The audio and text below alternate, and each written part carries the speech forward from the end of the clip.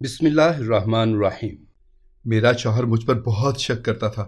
جو ہی رات کے 9 بجتے تو وہ دروازے کے پاس بستر ڈال کر سو جاتا تاکہ میں کمرے سے باہر نہ نکل سکوں۔ شوہر کی ان حرکتوں سے میں بہت تنگ آ چکی تھی۔ ایک رات پیاس کی شدت سے گلا بند ہونے لگا تو شوہر کو پھلانگ کر باہر بھاگی، مگر جو ہی کچن کا دروازہ کھولا تو پاؤں تلے سے زمین نکل گئی، کیونکہ میں آئینے کے سامنے بوکھلائی ہوئی کھڑی تھی۔ میں بار بار دیوار پر لگی گھڑی کو دیکھتی، پر اپنے ہونٹوں پر لگی سرخ لپسٹک کو دیکھتی۔ میرے ہاتھ کانپ رہے تھے اور میں ٹیشو پیپر کے ساتھ رگڑ رگڑ کر لپسٹک اتار رہی تھی، مگر نہ جانے یہ لپسٹک اتر کیوں نہیں رہی تھی۔ اچانک ہی مجھے دروازے میں چابی گھومنے کی آواز آئی تو میں لرز کر رہ گئی۔ میں نے جلدی سے ٹیشو ڈسٹ بن میں پھینکا اور شیشے کے سامنے سے ہٹ گئی۔ تبھی دروازہ کھول کر ذیشان گھر میں داخل ہو چکا تھا۔ وہ مسکراتا ہوا میرے پاس آیا، میرے پورے وجود کا بھرپور جائزہ لیا، پھر اس کی آنکھیں میری مٹی ہوئی لپسٹک پر ٹھہر گئی۔ اچھا، تو بہت شوق ہے تمہیں بن سمر کر اپنے حسن کو مزید اجاگر کرنے کا۔ کون آیا تھا گھر جس کی خاطر تم یوں تیار ہوئی تھی؟ میری آنکھیں بھیگ گئی تھیں۔ میں بولی، گھر کا دروازہ تو آپ باہر سے لاک کر کے جاتے ہیں، تو پھر گھر میں کون داخل ہو سکتا ہے؟ ذیشان مسکرا کر بولا، تم جیسی عورتوں کو بہت گر آتے ہیں۔ تم جیسی عورتیں کچھ بھی کر سکتی ہیں، جانتا ہوں میں وہاں سے فرار ہونا چاہتی تھی۔ میں بولی، ذیشان آپ فریش ہو جائیں، میں آپ کے لیے کھانا بناتی ہوں۔ میری آواز میرے الفاظ کا ساتھ نہیں دے رہے تھے۔ میں کپ کپا رہی تھی، نہ جانے کیسے ذیشان کو مجھ پر ترس آ گیا تھا۔ ذیشان بولا، رو مت، دیکھو میں تمہارے لیے ایک تحفہ لے کے آیا ہوں۔ میں اس تحفے کو دیکھ کر خوشی سے اچھل ہی پڑی تھی۔ میری شادی کو 4 ماہ کا عرصہ بیت گیا تھا، لیکن آج تک ذیشان میرے لیے کوئی بھی تحفہ نہیں لے کر آیا تھا۔ تحفہ تو دور کی بات، وہ تو مجھ سے سیدھے منہ بات تک نہ کرتا تھا۔ رات میں اپنا بستر بھی دروازے کے پاس بچھا کر لیٹتا تھا تاکہ میں اسے دھوکہ دے کر بھاگ نہ جاؤں۔ اب یہ گفٹ میرے لیے بہت خوشائند تھا۔ آج ذیشان جب آفس سے واپس آیا تو اس کے ہاتھ میں کچھ پکڑا ہوا تھا۔ میں نے اپنے خوف میں نوٹس ہی نہیں کیا تھا۔ اس نے مجھے کہا، سارا دیکھو میں تمہارے لیے کیا لے کر آیا ہوں۔ اس کے ہاتھ میں ایک ڈبہ پکڑا ہوا تھا جس پر گفٹ پیپر چڑھا ہوا تھا۔ میں نے سارا کام کاج چھوڑ دیا اور ذیشان کے پاس جا کر بیٹھ گئی۔ میں بولی، ذیشان یہ گفٹ میرے لیے ہے، اسے میں ہی کھولوں گی۔ وہ مسکرا کے بولا، کیوں نہیں، یہ لو تم ہی کھول لو اسے۔ لیکن جیسے ہی میں نے وہ ڈبہ کھولا میری آنکھوں میں آنسو آ گئے تھے۔ اس ڈبے میں ایک CCTV کیمرہ پڑا ہوا تھا۔ ذیشان بولا، سارا دیکھو میں اپنے گھر کے لیے ایک CCTV کیمرہ لے کر آیا ہوں۔ یہ کیمرہ میں یہاں لگاؤں گا تاکہ سارا دن وقفے وقفے سے آفس میں تمہاری سرگرمیاں چیک کرتا رہوں۔ میں بولی، ذیشان آپ مجھ پر اس قدر شک کیوں کرتے ہیں؟ ذیشان خاموشی سے اٹھ کر باتھ روم میں گھس گیا تھا۔ میں 20 سال کی خوبصورت ترین لڑکی تھی۔ مجھے دیکھ کر لوگ ایک دم سے ٹھہر جاتے تھے، مگر میری شادی 40 سال کے ذیشان سے ہو گئی تھی۔ وہ ادھیڑ عمر مرد اتنی حسین بیوی مل جانے پر شکر کرنے کے بجائے احساس کمتری کا شکار ہو چلا تھا۔ اس کو یہی لگتا تھا کہ حسین بیوی اعتبار کے لائق نہیں ہوتی۔ یہ کس کتاب میں لکھا تھا میں نہیں جانتی، مگر ذیشان نے میرا جینا حرام کر رکھا تھا۔ میں نے ساری زندگی لوگوں کی آنکھوں میں اپنے لیے ستائش دیکھی تھی۔ اب جب میں ذیشان کی نظروں میں اپنے لیے شک اور بے اعتباری دیکھتی تھی تو میرا دل چکنا چور ہو کر رہ جاتا تھا۔ ذیشان کی ان عجیب و غریب سرگرمیوں کے پیچھے چھپی ہوئی وجہ میں جاننے سے قاصر تھی۔ جب سے میری شادی ہوئی تھی مجھے انہی حالات کا سامنا رہا تھا۔ شادی کی رات جب ذیشان نے میرا گھونگھٹ اٹھایا تو وہ بولا، آہ سارا، تم کتنی حسین ہو، مگر تم جانتی ہو کیا، مجھے حسن سے نفرت ہے۔ اب تم سوچ رہی ہوگی کہ مجھے حسن سے نفرت ہے تو میں نے تم سے شادی ہی کیوں کی، ہے نا؟ میں نے تم سے شادی فقط حسن کو اپنی مٹھی میں قید کرنے کے لیے کی ہے۔ دیکھو اب تم میری مٹھی میں قید ہو نا قید۔ ایک بات یاد رکھنا، مجھ سے ہوشیاری یا مجھے دھوکہ دینے کی کوشش کی تو تمہارا انجام موت ہی ہوگا۔ اتنا کہہ کر ذیشان بیڈ سے اٹھ کر اپنا بستر دروازے کے پاس بچھا کر اس پر لیٹ گیا تھا۔ نئی نویلی دلہن کے لیے یہ بھی ایک قسم کا سرپرائز ہی تھا، مگر مجھے زندگی نے بہت بار سرپرائز دیے تھے، اس سے میں حیران نہیں ہوئی تھی۔ آنکھ سے آنسو ٹپکا تھا مگر میں نے پونچھ ڈالا، کیونکہ میں سمجھ گئی تھی کہ یہیں پر بس نہیں ہوگی۔ آگے آگے رونے کے مواقع مجھے وافر مقدار میں ملتے رہیں گے، اور پھر ویسا ہی ہوا جیسا میں نے سوچا تھا۔ ہر قدم پر مجھے ذیشان کے رویے نے بڑی زچ پہنچائی تھی۔ وہ میرے حسن سے خائف تھا، لیکن حسن میرے لیے کوئی وقت نہیں رکھتا تھا۔ جی چاہتا تھا کہ اسے کہہ دوں کہ میری زندگی سے سب سے بڑی خواہش میرا اپنا گھر تھا جو مجھے مل گیا ہے، اب مجھے زندگی سے اور کچھ نہیں چاہیے. میری بس اتنی حسرت ہے کہ مجھے اس گھر میں مالکن بن کر رہنا نصیب ہو جائے.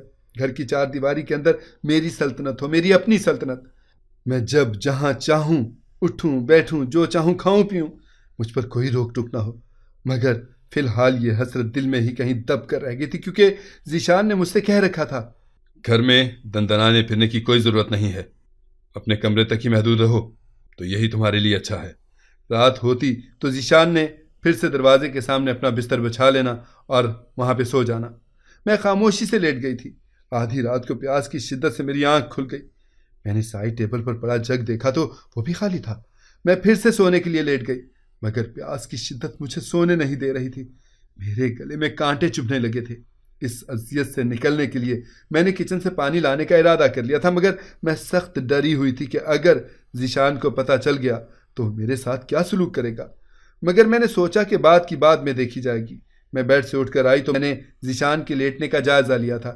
وہ عین دروازے کے سامنے لیٹا ہوا تھا کہ اندر باہر جانا ناممکن لگتا تھا، مگر میں نے ہمت نہیں ہاری. میں نے پہلے کمرے کا دروازہ کھولا، پھر میں چھلانگ لگا کر باہر نکل گئی تھی. پورا گھر تاریکی میں ڈوبا ہوا تھا. مجھے اندھیرے سے ڈر لگتا تھا، اس لیے میں نے لاؤنج کی تمام بتیاں روشن کر دی تھیں. مگر جیسے ہی لاؤنج میں اجالا ہوا، مجھے کوئی چیز کچن کی جانب سے رکھتی محسوس ہوئی. میری جان حلق میں آ گئی تھی. میں نے سوچا آگے جاؤں یا پیچھے کی جانب بھاگ جاؤں، لیکن میں نے ہمت کی اور میں کچن کی جانب بڑھنے لگی. کچن میں بھی اندھیرا ہی اندھیرا تھا، لیکن میں نے جب روشنی کی تو مجھے کچھ بھی مشکوک نظر نہیں آیا. میں نے فریج سے بوتل نکال کر جگ بھرا. جیسے ہی میں کچن سے باہر نکلی تو کسی نے کچن کے دروازے کو اندر کی جانب سے ٹھک کر کے بند کر دیا تھا. میرے تو آسان ہی خطا ہو گئے تھے. میں نے اپنے کمرے کی جانب دوڑ لگا دی. میں نے کمرے کا دروازہ بھی بے احتیاطی سے ہی کھولا تھا، مگر صد شکر کہ ذیشان کو پتہ نہیں چلا تھا. میں نے کمرے میں آ کر دروازے کو کنڈی لگا لی. میں یہی سوچ رہی تھی کہ ذیشان کو اس کے متعلق خبر کروں کہ نہ، لیکن میں ڈر رہی تھی کہ اس کی نظروں میں میرا کردار مزید مشکوک ہو جائے گا. اسی لیے میں خاموشی سے بستر پر آ کر لیٹ گئی تھی. خوف سے میرا سانس بند ہو رہا تھا. ساری رات نیند میری آنکھوں سے کوسوں دور رہی تھی. صبح ہوئی تو ذیشان کے آفس جانے کے بعد میں نے گھر کا مکمل جائزہ لیا تھا. ہر قیمتی چیز اپنی جگہ پر پڑی ہوئی تھی. پھر میں نے کچن کی تلاشی لی تھی، مگر ادھر بھی ہر چیز پہلے کی طرح ہی موجود تھی. میں نے فریج کو کھولا تو سب اوکے ہی تھا، مگر جب میں فریج بند کرنے لگی تو میری نظر بریڈ کے پیکٹ پر پڑی تھی. وہ کل ہی تو ذیشان لے کر آیا تھا اور اب وہ پیکٹ آدھا ہو گیا تھا. میں چونک گئی تھی. پھر میں نے دوسری خوراک کا جائزہ لیا تو میرے 14 طبق روشن ہو گئے تھے. فریج میں سے صرف کھانے پینے کی اشیاء ہی غائب ہوئی تھیں. میں شدید پریشان ہو گئی. مجھے سمجھ نہیں آ رہا تھا کہ یہ کیسا چور تھا جس نے صرف خوراک ہی چرائی تھی. اب میں کچھ الجھ کر رہ گئی تھی. میں نے ذیشان کی حرکات کا اثر نو جائزہ لیا تھا، لیکن پھر بھی مجھے کچھ بھی سمجھ نہیں آیا تھا. میں نے پھر سے خود کو کمرے تک ہی محدود کر لیا تھا. نماز قرآن پڑھنے کے بعد میں سونے کے لیے لیٹ گئی تھی. شام میں ذیشان آیا تو اس نے کرخت لہجے میں مجھ سے میرے سارے دن کی روٹین پوچھی تھی. میں نے سب بتا دیا تو وہ سر ہلا کر فریش ہونے کے لیے چلا گیا تھا. میں نے اسے فریج میں سے غائب ہونے والی چیزوں کے متعلق کچھ بھی نہیں کہا تھا. رات ہوئی تو ذیشان پھر سے دروازے کے سامنے بستر بچھا کر لیٹ گیا تھا. میں کبھی کبھار سوچتی کہ نہ جانے ذیشان کو یہ خوف کیوں لاحق ہے کہ میں رات میں کہیں بھاگ جاؤں گی. بھاگنے کے لیے میرے پاس دن بھی تو ہوتا ہے جب گھر پر کوئی بھی موجود نہیں ہوتا تھا. شاید اسی لیے ذیشان CCTV کیمرہ لے آیا تھا. آدھی رات کو میری آنکھ کھٹکے کی وجہ سے کھل گئی. ایسی آواز تھی جیسے کسی نے کچھ گرا دیا ہو، کسی سے کچھ گر گیا ہو. اس کے بعد فضا میں مکمل خاموشی چھا گئی تھی. میرا دل دھڑکنا بھول گیا تھا. خوف میرے رگوں پہ میں سرایت کر چکا تھا. میں سونے کی کوشش میں کروٹ پر کروٹ بدلتی رہی تھی، مگر نیند کو مجھ پر رحم نہیں آیا تھا. آج کی رات بھی آنکھوں میں ہی کٹ گئی تھی. صبح میں نے پھر سے گھر کی ہر شے کا جائزہ لیا. ہر چیز صحیح سلامت پڑی تھی. کچن بھی ویسا ہی تھا جیسا میں رات میں چھوڑ کر گئی تھی، لیکن فریج میں سے کھانے کی اشیاء ایک بار پھر ختم ہو چکی تھیں. اب مجھے عجیب سا محسوس ہوا تھا. آخر ایسا کون ہے جو محض کھانے کی چیزیں ہی چراتا ہے؟ میں نے دل میں سوچ لیا تھا کہ آج کی رات میں اپنا سارا ڈر بالائے طاق رکھ کر کچن میں آ کر اس چور کو رنگے ہاتھوں پکڑ لوں گی. اب مجھے رات کا بڑی شدت سے انتظار تھا. شام میں ذیشان گھر آیا تو ہمیشہ کی طرح گھوم پھر کر ہر چیز کا جائزہ لیتا رہا. اس نے ہر روز کی طرح گھر کا کونا کونا چھان مارا تھا. پھر وہ اپنا لیپ ٹاپ لے کر بیٹھ گیا اور مجھے اپنے پاس بلایا. میں ذیشان کے پاس گئی تو اس نے مجھے صوفے پر بیٹھ جانے کو کہا. میں خاموشی سے بیٹھ گئی تو اس نے لیپ ٹاپ میرے سامنے کر دیا اس میں صاف دیکھا جا سکتا تھا کہ میں لاؤنج میں 3-4 دفعہ کچھ ڈھونڈتی ہوئی پھر رہی تھی۔ ذیشان نے میری جانب دیکھ کر کہا، کیا ڈھونڈ رہی تھی؟ اب صحیح معنوں میں میری سٹی گم ہوئی کہ میں کیا بہانہ بناؤں۔ ابھی میں سوچ ہی رہی تھی کہ ذیشان کا موبائل بجنے لگا۔ وہ کال ریسیو کر کے باہر نکل گیا تو میں نے وہاں سے کھسک جانے میں ہی عافیت سمجھی تھی۔ میں کمرے میں آ کر یہی سوچتی رہی کہ شکر ہے کہ ذیشان رات والی فوٹیج چیک نہیں کرتا۔ اگر وہ رات والی فوٹیج دیکھ لیتا تو مجھے زندہ درگور کر دیتا۔ شاید ذیشان کو اپنے پہرے پر بہت یقین تھا کہ میں اس کی بنائی ہوئی باڑ توڑ نہیں سکوں گی، اسی لیے تو وہ اتنی بے فکری سے سوتا تھا۔ رات ہوئی تو ذیشان ایک بار پھر سے اپنا بستر زمین پر ڈال کر لیٹ گیا تھا۔ آج رات نیند نے مجھے اپنی آغوش میں نہیں لیا تھا، میں جاگتی ہی رہی تھی۔ ادھر گھڑی نے 1 بجایا تھا، ادھر کچن سے مجھے کھٹ پٹ کی آوازیں آنے لگی تھیں۔ میں نے آیت الکرسی پڑھ کر اپنے پورے وجود پر پھونک لی تھی۔ دل پر ہاتھ رکھ کر میں نے خود کو دلاسا دیا تھا۔ پھر میں ذیشان کو پھلانگ کر باہر نکل گئی تھی۔ میرا رخ کچن کی جانب تھا۔ میں انتہائی پھونک پھونک کر قدم رکھ رہی تھی، تبھی پیچھے کی جانب سے کسی نے میرا کندھا پکڑا تھا۔ میرا سانس حلق میں پھنس گیا تھا۔ مجھے اپنی موت بڑی صاف نظر آ رہی تھی۔ ذیشان کی بھاری کرخت آواز میرے کانوں میں گونجی تھی۔ کدھر بھاگ کر جا رہی ہے بدذات؟ تو میرے ساتھ بے وفائی کرے گی؟ میں تیرے ٹکڑے ٹکڑے کر کے کتوں کے سامنے پھینک دوں گا۔ اس نے میرے منہ پر تھپڑ دے مارا تو میں رو پڑی تھی۔ اس بار آنسو میری گال پر ٹپکا تو میں نے اس کو صاف نہیں کیا تھا۔ آج میں نے خود کو رونے کی اجازت دے دی تھی۔ میں نے روتے ہوئے کہا، میں کہاں بھاگ کر جاؤں گی؟ ذیشان غصے سے بولا، اپنے کسی آشنا کے ساتھ۔ میں ہنس پڑی تھی۔ روتے ہوئے بھی کبھی کبھار اپنی بے بسی پر انسان کو ہنسی آ ہی جاتی ہے۔ میں بولی، ذیشان، اگر میرا کوئی آشنا ہوتا تو کیا میں آپ کے ساتھ بیاہی جاتی؟ میرا نہ تو کوئی اپنا ہے اور نہ ہی کوئی آشنا۔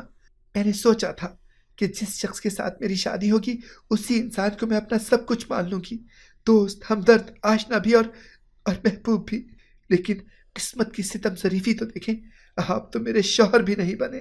ذیشان مکروہ مسکراہٹ چہرے پر سجا کر بولا، تم بہت ناز و نام میں پلی حسین پھول سی لڑکی ہو نا؟ تمہیں معلوم نہیں ہے کیا کہ زندگی پھولوں کی سیج نہیں ہوتی؟ تم نے بہت اچھا وقت بھی دیکھا ہے، تو چلو میں تمہیں تھوڑے سے دکھ کا مزہ بھی چکھا دوں۔ مجھ سے بہتر یہ کون جانتا ہوگا ذیشان کہ زندگی پھولوں کی سیج نہیں ہے۔ تم شاید میری حقیقت کو نہیں جانتے، تو لو سنو، میں تمہیں بتاتی ہوں کہ میں ہوں کون اور تم کون ہو۔ ذیشان، تم ایک امیر بزنس مین تھے جس کے آگے پیچھے کوئی نہیں تھا۔ میرے بھی تو سر پر ہاتھ رکھنے والا کوئی نہیں تھا، تبھی تو میری پھپھو نے میری شادی تم سے کروا دی تھی۔ تم بہت تگڑی آسامی تھے، مجھے یقین ہے کہ تم نے میری بہت بھاری قیمت دے کر مجھے حاصل کیا ہوگا، اسی لیے تو تم اس زمین پر میرے خدا بن کر بیٹھ گئے ہو۔ ہاں، میں سارا بڑے ناز و نام سے پلی لڑکی تھی، والدین کی اکلوتی اولاد تھی، مگر جب تک وہ زندہ رہے تھے۔ جب میں 8 سال کی ہوئی تو وہ دونوں ہی کار ایکسیڈنٹ میں اللہ کو پیارے ہو گئے تھے۔ پھر میں تھی اور زمانے کی ٹھوکریں۔ بن ماں باپ کے بچوں کو بہت کچھ سہنا پڑتا ہے۔ ہماری خوراک صرف روٹی اور پانی ہی نہیں ہوتی، بلکہ ہمیں تو لوگوں کی جھڑکیاں بھی صبح شام کھانی پڑتی ہیں۔ کوئی ادھر سے جھڑک دیتا ہے تو کوئی ادھر سے دھتکار دیتا ہے۔ میں نے بھی سہا تھا، اتنا کچھ سہا تھا کہ میں بیان نہیں کر سکتی۔ سب سے بڑا غم تو ماں اور باپ کی جدائی ہے۔ پھر کبھی تایا کے گھر سوالی بن کر جانا پڑتا تھا تو کبھی پھپھو کے گھر اجنبیوں کی طرح رہنا پڑتا تھا۔ میرا تو کوئی ٹھکانہ تھا ہی نہیں۔ میری حیثیت اس تنکے کی طرح تھی جسے ہوا یا ہوا اڑائے پھرتی تھی۔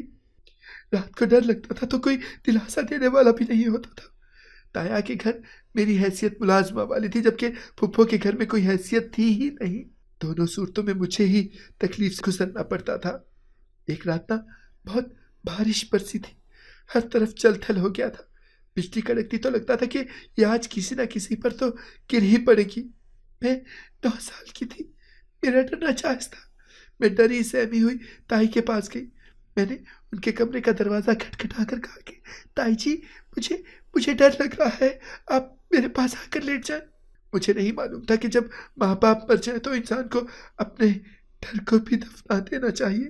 تائی بولی تھی، ارے کیا کرتی ہو، تمہارے یوں چکانے سے میری نیند میں خلل پڑ گیا ہے، اب میں ساری رات نہیں سو پاؤں گی، اس چیز کی سزا تو تمہیں مل نہیں چاہیے۔ تائی جی نے مجھے سردیوں کی برسات میں پورے 2 گھنٹے زیر میں کھڑا رکھا تھا۔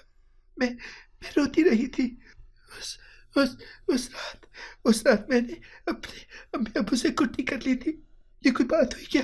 پہلے اولاد کو پھولوں کی طرح رکھو، پھر ایک دم سے کانٹوں کے باغ میں دھکا دے کر چلے جاؤ۔ یا تو وہ مجھے اس قدر آسائشوں کا عادی نہ کرتے، یا پھر یوں بیگانوں میں چھوڑ کر نہ جاتے نا۔ برسات میں بھیگنے کے سبب مجھے نمونیا ہو گیا تھا، اب تو مجھے اپنے مرنے کا کامل یقین ہو گیا تھا، مگر میں بڑی ٹھیٹ واقع ہوئی تھی، میں پھر بھی بچ گئی۔ یوں زندگی مجھ سے قدم قدم پر امتحان لیتی رہی تھی۔ میں شادی کی عمر کو پہنچی تو لوگ مجھے اور میرے حسن کو دیکھ کر ٹھہر جاتے تھے۔ میرے کئی رشتے آئے جو مجھے عزت سے بیاہ کر لے جانا چاہتے تھے، مگر پھپھو اور تائی جی میری پرورش کی قیمت وصول کرنا چاہتی تھی، اس لیے وہ کسی تگڑی اسامی کے انتظار میں بیٹھی تھی۔ آپ سے شادی ہوئی تو لگا کہ چلو ایک غمخوار مل گیا ہے، ایک دوست مل گیا ہے، مگر یہ تو میری خواب خیالی تھی نا، مجھے تو کچھ بھی نہ ملا۔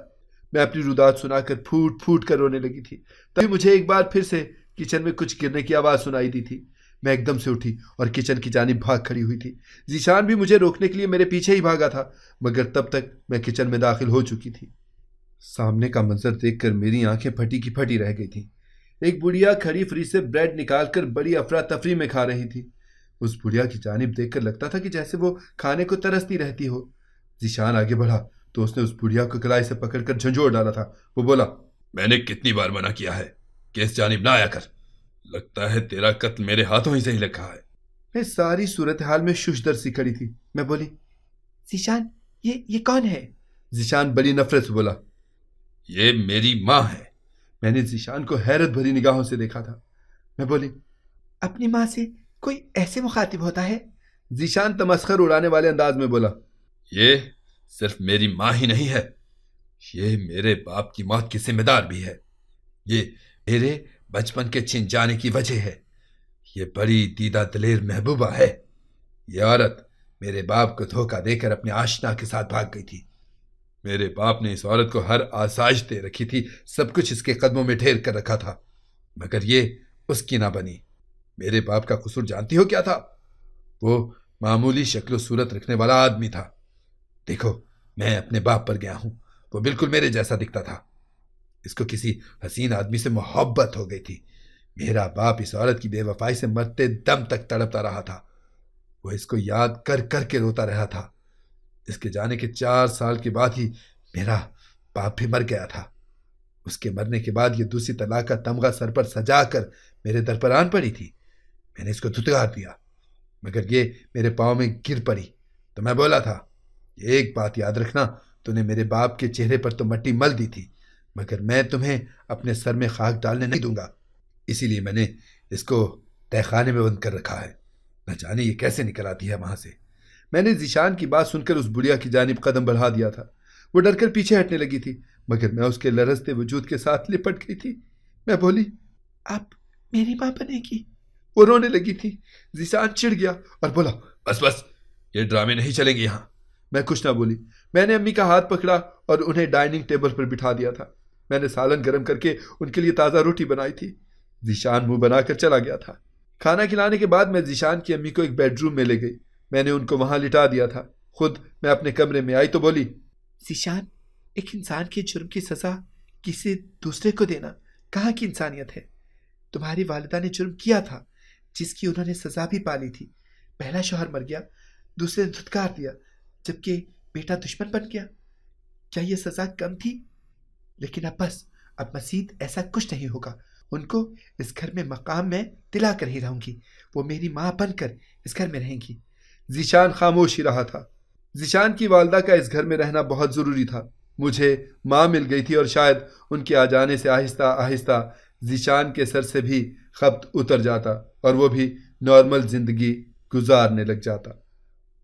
اگر آپ کو ہماری کہانی پسند آئی ہے تو اسے لائک کریں، شیئر کریں اور ہمارے چینل کو سبسکرائب کریں۔ اگلی کہانی تک کے لیے اجازت دیجیے۔ اللہ حافظ۔